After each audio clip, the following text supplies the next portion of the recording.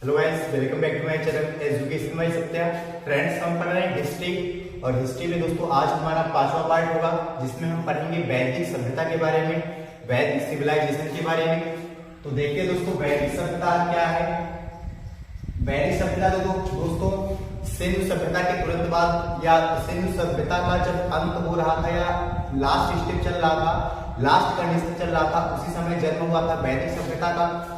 और वैदिक सभ्यता में दोस्तों सिंधु सभ्यता से अलग चीजें मिली। वैदिक सभ्यता जैसे इतिहास का डिवाइडेशन किया गया था, तो प्रागैतिहासिक काल वह काल था जिसमें लिखित साक्ष्य नहीं मिले, और आद्य ऐतिहासिक काल वह काल था जिसमें लिखित साक्ष्य तो मिले लेकिन उन्हें पढ़ा नहीं जा सका। और लिखित इसके आद्य ऐतिहासिक काल के अंतर्गत सिंधु सभ्यता आता है, जबकि वैदिक काल ऐतिहासिक काल के अंतर्गत आता है। इसमें लिखित जानकारी भी मिलती है और इसे पढ़ा भी जा सका, और यहाँ से वैदिक सभ्यता से हमें सिविलाइजेशन के बारे में बहुत कुछ जानकारियां मिलती है दोस्तों। तो देखते हैं वैदिक सभ्यता का जो टाइम पीरियड है, टाइम काल है, समय है जो वो 1500 बीसी से 600 बीसी तक है। 1500 बीसी मतलब before birth of Christ, Isa Masih के जन्म के 1500 साल पहले ये सभ्यता स्टार्ट हुई थी और 600 बीसी तक चली थी। इसी को वैदिक सभ्यता को दोस्तों दो पार्टों में डिवाइड किया जाता है। पहला ऋग्वैदिक काल और दूसरा उत्तर वैदिक काल। ऋग्वैदिक काल दोस्तों 1500 बीसी से 1000 बीसी तक होता है, और उत्तर वैदिक काल 1000 बीसी से 600 बीसी तक चल रहा था। और उस समय यहाँ का रहन सहन कैसा था, धर्म कैसा था और सामाजिक व्यवस्था कैसा था, वहां के लोग कैसे रहते थे, कैसे पूजा करते थे, किन देवताओं का पूजा करते थे, इन सब चीजों के बारे में दोस्तों हम यहाँ पे देखेंगे। तो सबसे पहले देखेंगे इस वैदिक सभ्यता जो थी वो सिंधु और गंगा बेसिन के क्षेत्र में विकास किया। जैसे ये जो वैदिक सभ्यता चल रही थी ये सिंधु नदी और गंगा नदी के बेसिन में चल रही सभ्यता थी। इस इलाके में, इस क्षेत्र में चल रही सभ्यता थी सिंधु सभ्यता। हम जानते हैं दोस्तों जो वर्तमान समय में भारत का नक्शा है उससे थोड़ा सा जब हम पाकिस्तान वाले साइड में जाते हैं तो वहां पे सिंधु नदी मिलती है, जो 1947 के पहले जब भारत आजाद हुआ है उसके पहले वो भारत का अभिन्न अंग था। भारत का जब पाकिस्तान से विभाजन हुआ है या पाकिस्तान जब भारत से अलग हुआ है उस टाइम तक सिंधु जो है वो भारत की नदी थी, लेकिन जब पाकिस्तान एक अलग देश बन गया तो सिंधु नदी पाकिस्तान देश में ज्यादा चली गई या पाकिस्तान देश में चली गई। तो उस समय जब वैदिक सभ्यता का विकास हो रहा था, आज के बहुत समय पहले, तो आज के बहुत समय पहले जब वैदिक सभ्यता चल रहा था तो उस समय वैदिक सभ्यता सिंधु और गंगा बेसिन के क्षेत्र में विकास किया था, या उस समय यहाँ पे विकास किया। वैदिक सभ्यता के बारे में दोस्तों हमें जानकारी वेदों से मिलती है। जो वैदिक सभ्यता है इसकी जानकारी हमें वेद से मिलती है। हमने देखा था प्रीवियस वीडियो में, देख चुके हैं हम कि वेद 4 होते हैं और इन वेदों के बारे में दोस्तों बहुत कुछ बताया गया है। वेदों से मिलने वाली जितनी भी जानकारियां थी वो सब हम लोग कवर कर चुके हैं। जो वैदिक सभ्यता है इसकी जानकारी हमें वेदों से मिलती है, और वेदों से इसकी जानकारी मिलने की वजह से इस सभ्यता को वैदिक सभ्यता के नाम से जाना जाता है। सिंधु और गंगा बेसिन के क्षेत्र में इसका विकास हुआ, वेदों से जानकारी मिलती है, इसलिए इसको वैदिक सभ्यता के नाम से जाना जाता है। वैदिक सभ्यता की दोस्तों जो भाषा थी, वहां की बोलचाल की, रहन सहन की जो भाषा थी वो संस्कृत भाषा थी। और मैक्स मूलर के अनुसार, इतिहासकार मैक्स मूलर बताते हैं कि इस सभ्यता का विकास मध्य एशिया से आए हुए आर्य लोगों ने किया। ऐसा इतिहासकारों का मानना है कि वैदिक सभ्यता का विकास मध्य एशिया से, मतलब एशिया के बीच वाले पार्ट से आए हुए लोगों ने किया।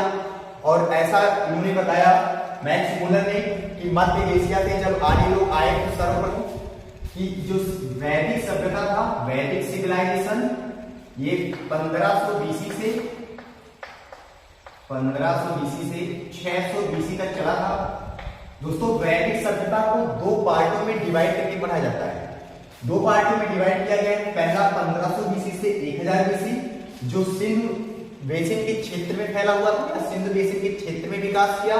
और दूसरा 1000 बीसी से 600 बीसी ये गंगा के क्षेत्र में विकास किया।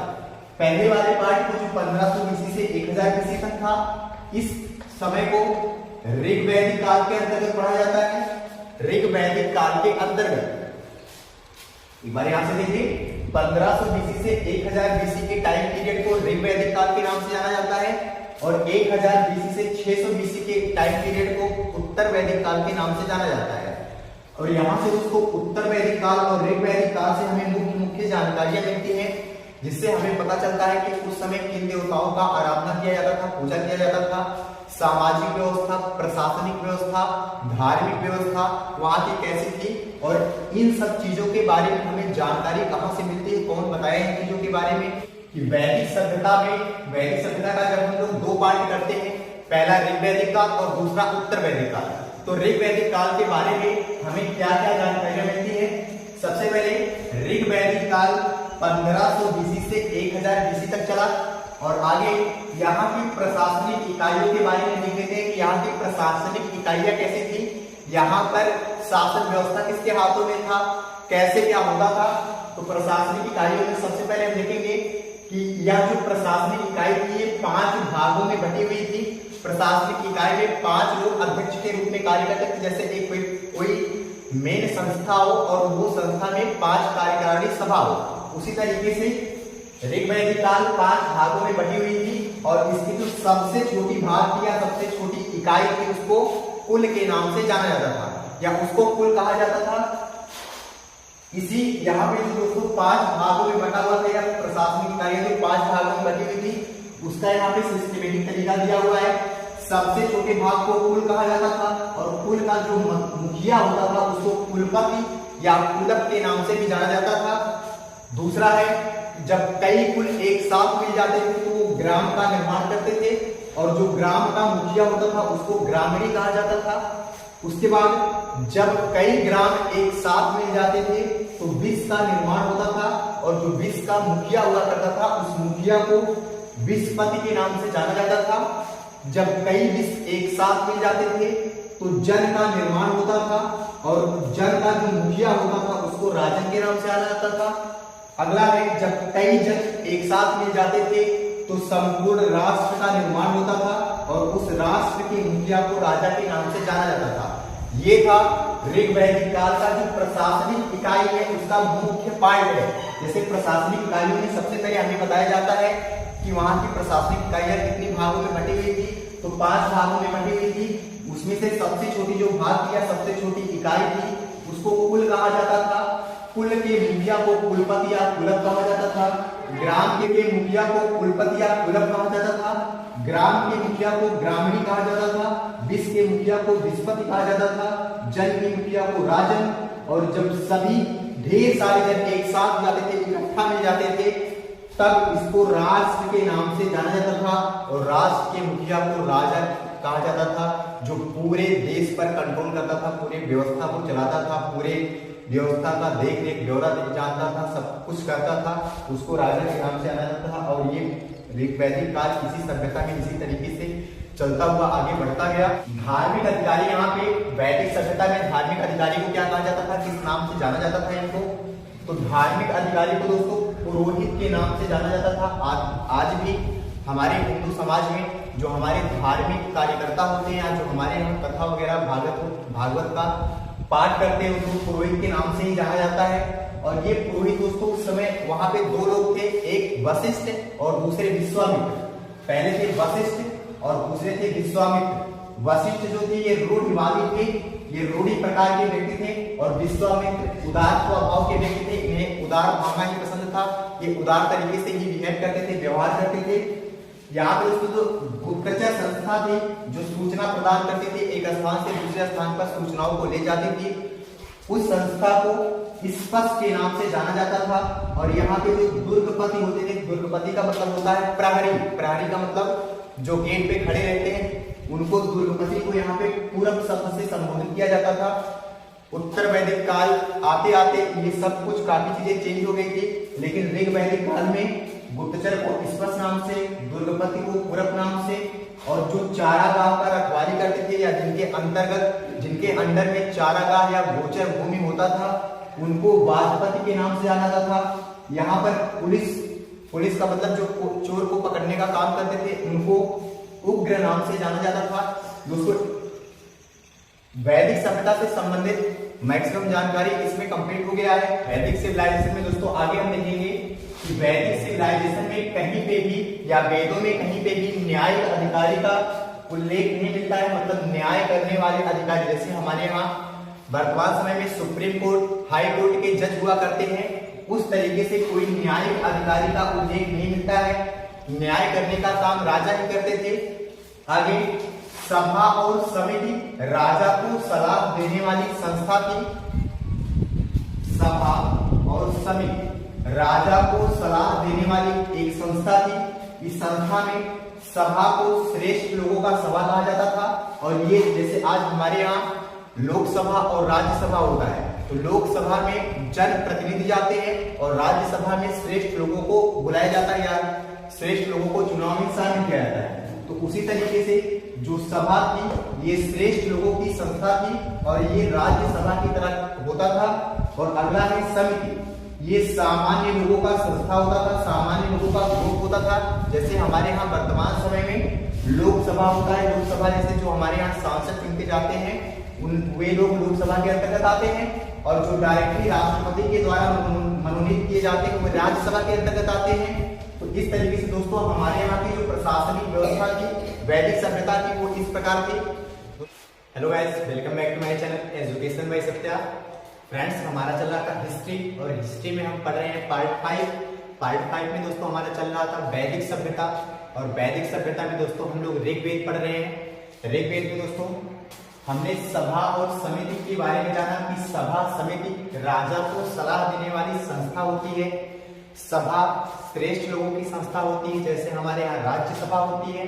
और समिति जैसे हमारे यहाँ लोकसभा होती है, वैसे जनप्रतिनिधि के सदस्य वहां पे जाते हैं, जो जनता का बात लेके वहां पे जाते हैं और अपनी बातों को प्रस्तुत करते हैं, वहां पे बताते हैं, या फिर राजा को इस तरीके से मार्गदर्शन देते हैं। इससे राजा सलाह लेते हैं अपने मंत्रियों से कि हमें क्या करना है, कैसे करना है, कहाँ तक कितने समय में करना है, इन सबका सलाह राजा मंत्रियों से लेते हैं। तो उसी तरीके से सभा और समिति एक संस्था है जो राजा को सलाह दिया करती है।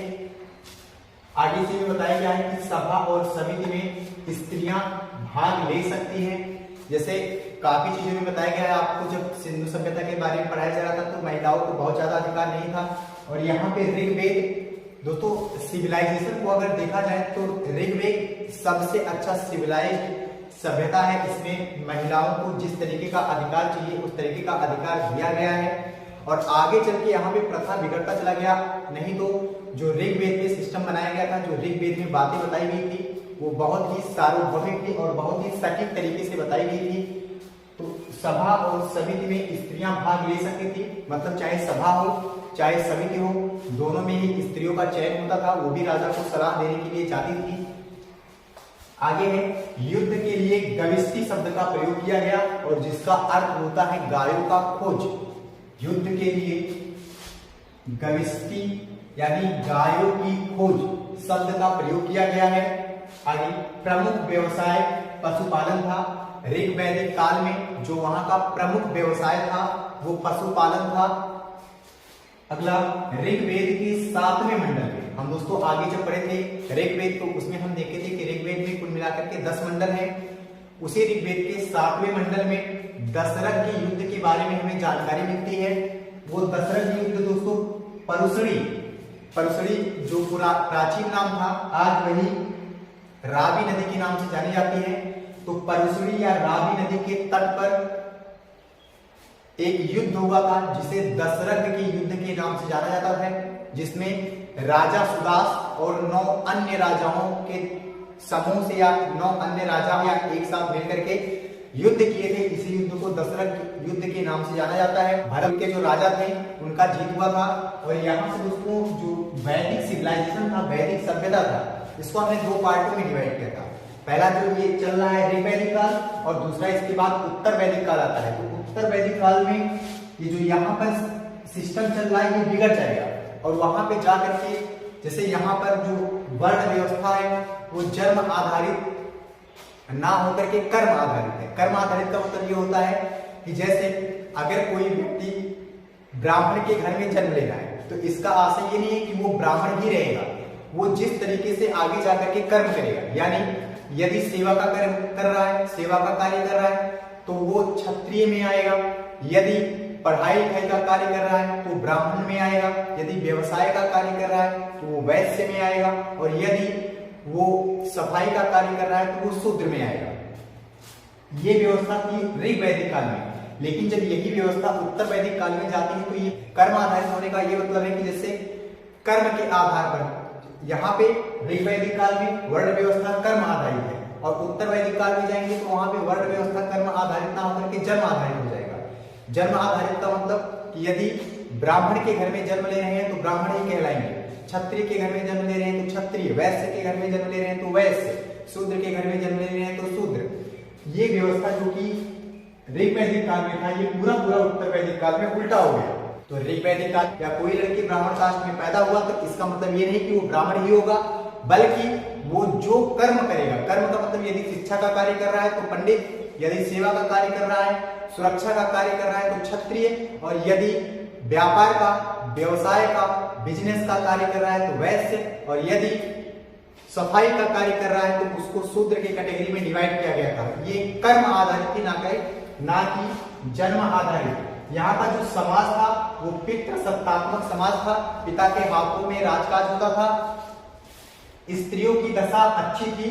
ये सबसे ही महत्वपूर्ण पॉइंट है कि जो सबसे प्राचीन सभ्यता था हमारा वैदिक सभ्यता, उस समय स्त्रियों की दशा काफी अच्छी थी। बाल विवाह और पर्दा प्रथा का प्रचलन नहीं था, जो महिलाओं के लिए बहुत ज्यादा पर्दा का वो किया जाता था, प्रचलन था, ये सब चीजें बंद हो चुकी थी। और साथ ही में बाल विवाह पे भी रोक लग चुका था, बाल विवाह नहीं होता था, बाल विवाह तथा पर्दा प्रथा का प्रचलन नहीं था। विधवा स्त्री देवर के साथ विवाह कर सकती थी। दोस्तों इतिहास में ऐसा कई बार आप पढ़ने को पाएंगे कि जब पति मर जाते थे तो महिलाओं को जिंदा जला दिया जाता था या उन्हीं के साथ जिंदा दफना दिया जाता था। तो ये सब प्रक्रिया यहाँ पे नहीं थी। अगर कोई स्त्री विधवा हो जा रही है, पति मर जा रहा है, तो वो देवर के साथ विवाह कर सकती थी। आगे स्त्री पति के साथ यज्ञ में भाग ले सकती थी। जैसा कि दोस्तों हम कई जगह पे ऐसा पढ़ने को पाते हैं कि स्त्रियां यज्ञ में, पुराणों को पढ़ने में, गीता को पढ़ने में, मंदिरों में नहीं जाया करती थी, उनमें भाग लेने का अधिकार इनको नहीं था। लेकिन ऋग वैदिक काल में स्त्री पति के साथ यज्ञ में भाग ले सकती थी। पूरे जीवन विवाह ना करने वाली स्त्री को अमाजु कहा जाता था। बार बार ये प्रश्न पूछा जाता है कि ऋग वैदिक काल में विवाह न करने वाली स्त्रियों को क्या कहा जाता था, तो विवाह न करने वाली स्त्रियों को अमाजु कहा जाता था। स्त्रियां यज्ञ में पति के साथ भाग ले सकती थी, विधवा स्त्री देवर के साथ विवाह कर सकती थी, बाल विवाह पर्दा प्रथा का प्रचलन नहीं था, स्त्रियों की दशा अच्छी थी, समाज यहाँ का पितृसत्तात्मक था, वर्ण व्यवस्था प्रचलित था और ये जन्म आधारित ना होकर के कर्म आधारित था। कर्म के आधार पर वर्ण का विभाजन किया गया था, विभेदीकरण किया गया था। आगे हम देखेंगे दोस्तों, ऋग वैदिक काल में लोक मुद्रा, घोषा आदि विदुषी स्त्रियों का वर्णन मिलता है। धर्म, यहाँ के धर्म के बारे में ऋग वैदिक काल में धर्म कैसा था, तो ये लोग ऋग वैदिक काल के लोग, जो आर्य लोग थे, वे प्रकृति व वृक्ष की पूजा करते थे। गाय को अधन्या कहा जाता था, गाय को अधन्या कहा जाता था। अधन्या का मतलब होता है ना मारने योग्य या जिसको मारा नहीं जा सकता, उस योग्य माना गया है गाय को। सूर्य की उपासना करते थे। इसके बारे में दोस्तों, सूर्य की उपासना जो करते थे इसकी जानकारी हमें वेदों से प्राप्त होती है। और आपको जब हम प्रीवियस वीडियो में, इसके पहले वाली वीडियो में ऋग्वेद पढ़ रहे थे, तो ऋग्वेद में हम पढ़े थे कि यहाँ पे 10 मंडल होते हैं और तीसरे वाले मंडल में गायत्री मंत्र के बारे में बताया गया है। आगे सबसे प्रिय देवता इंद्र थे, जिनके लिए ऋग्वेद में 250 ऋचाएं हैं। और दूसरे जो सबसे प्रिय देवता थे वो अग्नि थे, जिनके लिए 200 ऋचाएं हैं। देवता इंद्र को वर्षा का देवता माना जाता था या जल का देवता माना जाता था। आगे यहाँ की जो सबसे पवित्र नदी थी वो सरस्वती नदी को पवित्र मानते थे और पूजा करते थे। गायत्री मंत्र सावित्री नामक देवता से संबंधित है। फिर से एक बार दोस्तों एक बार डिवाइड से इसको देख लेते हैं। तो ऋग वैदिक काल में लोक मुद्रा और घोषा जैसी विदुषी महिलाओं के बारे में जानकारी मिलती है। दूसरा, यहाँ पे जो धर्म की व्यवस्था थी, धर्म यहाँ का कैसा था, तो यहाँ पे प्रकृति और वृक्ष का पूजा होता था। ये लोग सूर्य की उपासना करते थे, जिसकी जानकारी हमें ऋग्वेद के तीसरे मंडल से मिलती है। गाय को अधन्या कहा गया है। अधन्या का मतलब ना मारने योग्य। सबसे प्रिय देवता इंद्र थे, जो कि वर्षा के देवता माने जाते थे, और इनके लिए सबसे ज्यादा ऋचाएं 250 ऋचाएं हैं। आगे अग्नि दूसरे सबसे प्रिय देवता थे, जिन्हें आग का देवता माना जाता था, और ये इनके लिए 200 ऋचाएं लिखी गई है ऋग्वेद में। जो इनकी सबसे पवित्र नदी थी ऋग्वेद की या ऋग्वैदिक काल की जो सबसे पवित्र नदी थी वो सरस्वती नदी थी, और गायत्री मंत्र जो ऋग्वेद के तीसरे मंडल में है वो सावित्री नामक देवता से संबंधित है। तो दोस्तों इसके अलावा यहाँ की जो जीवन शैली थी, यहाँ के लोग जो अपना जीवन व्यतीत करते थे, उनका जीवन शैली कैसा हुआ करता था, कैसे वो मनोरंजन करते थे, वहाँ के व्यापारियों को क्या कहा जाता था, पहनने वाले वस्त्रों को क्या कहा जाता था, इनके तो यहाँ की जीवन शैली में दोस्तों सबसे पहले देखेंगे कि यहाँ पे मनोरंजन के जो साधन थे, यहाँ पे मनोरंजन किया कैसे जाता था। तो मनोरंजन के लिए दोस्तों यहाँ पे संगीत का कार्यक्रम होता था, और इसके साथ साथ नृत्य का कार्यक्रम भी होता था। साथ में रेस करवाते थे, रेस का मतलब दौड़ करवाते थे इसमें, और दौड़ दोस्तों दो तरीके से करवाते थे, एक तो घोड़े का दौड़ करवाते थे और दूसरा रथ दौड़ करवाते थे। तो दोनों ही घोड़ा दौड़ और रथ दौड़ दोनों ही यहाँ पे रेस के साधन थे।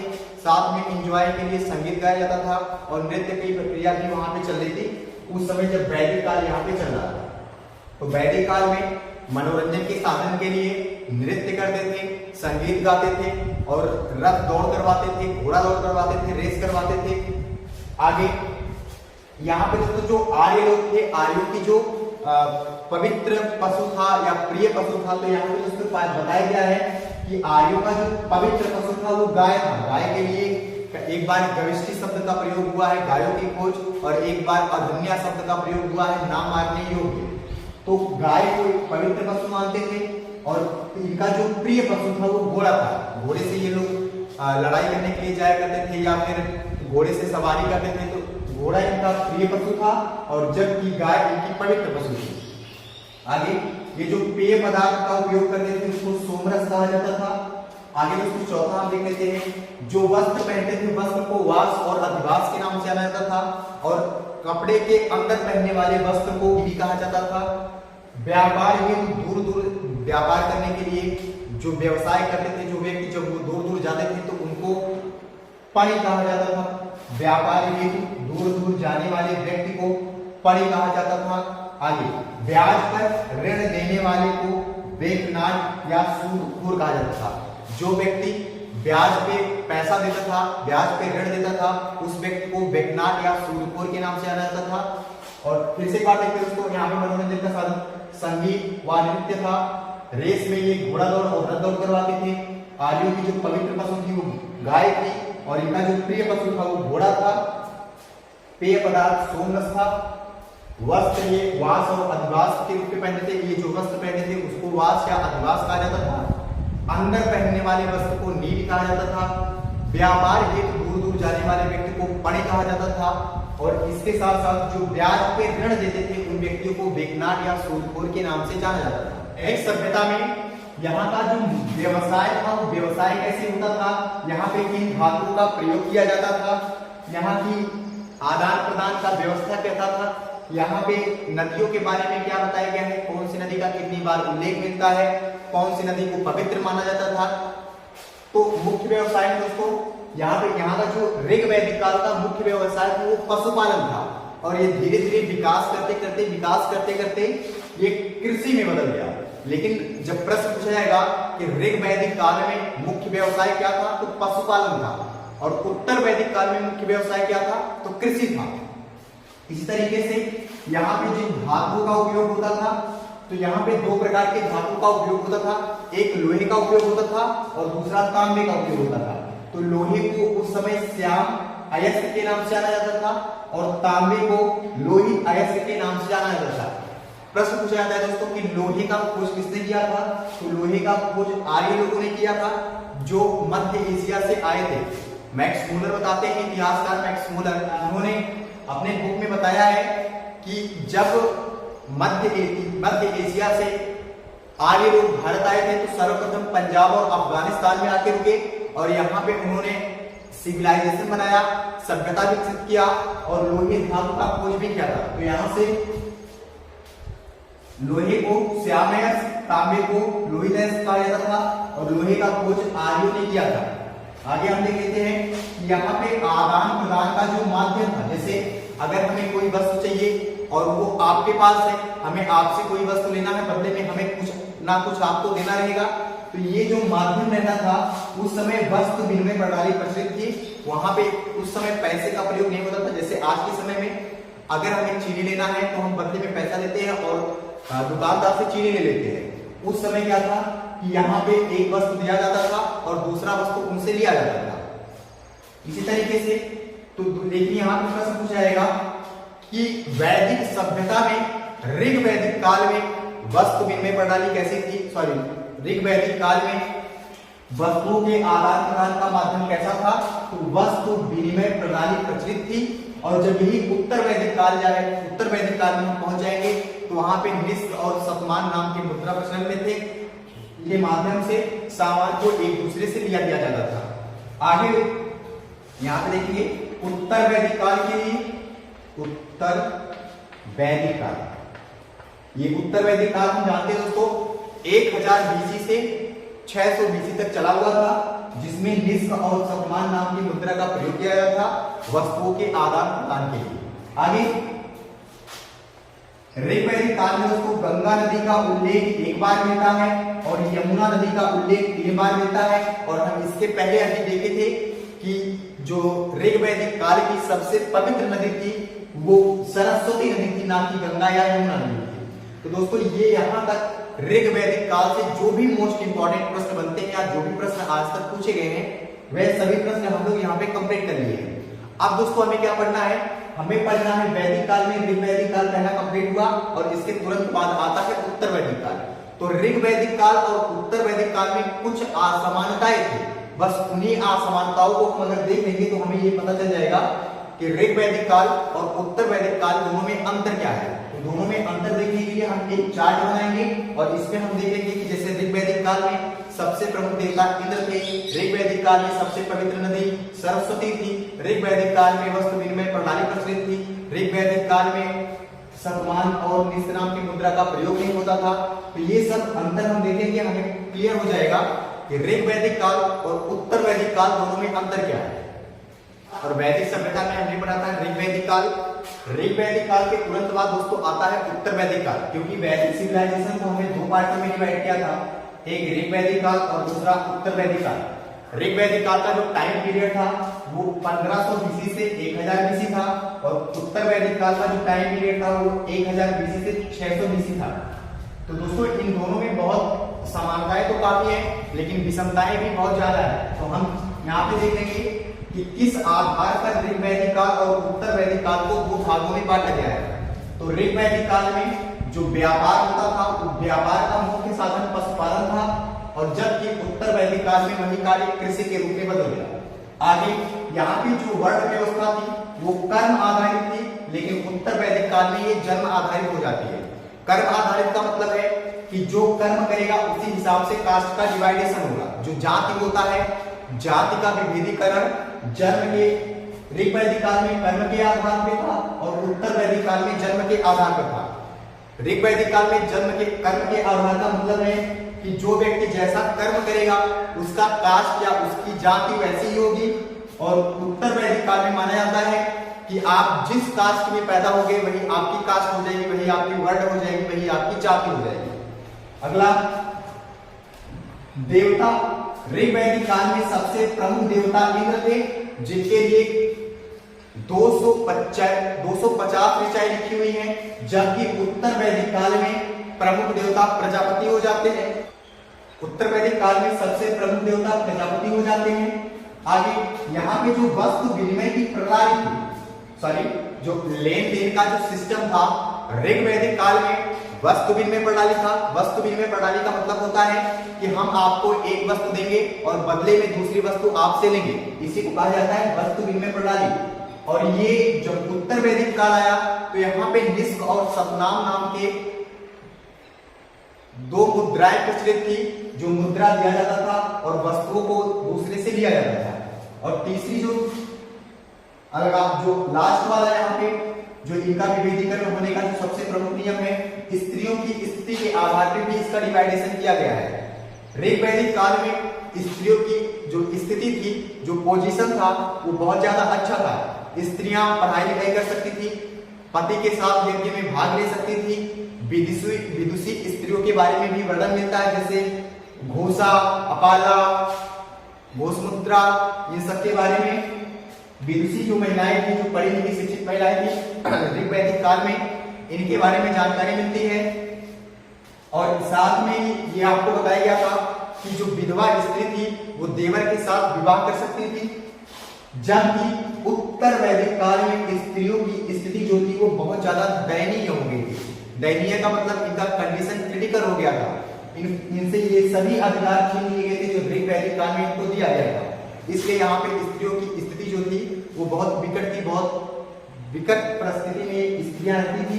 तो इस तरीके से दोस्तों वैदिक सभ्यता, वैदिक सिविलाइजेशन, वैदिक सभ्यता कंप्लीट हो गया। और इसके जो दो पार्ट थे, ऋग वैदिक काल और उत्तर वैदिक काल, ये भी यहाँ से खत्म होते हैं।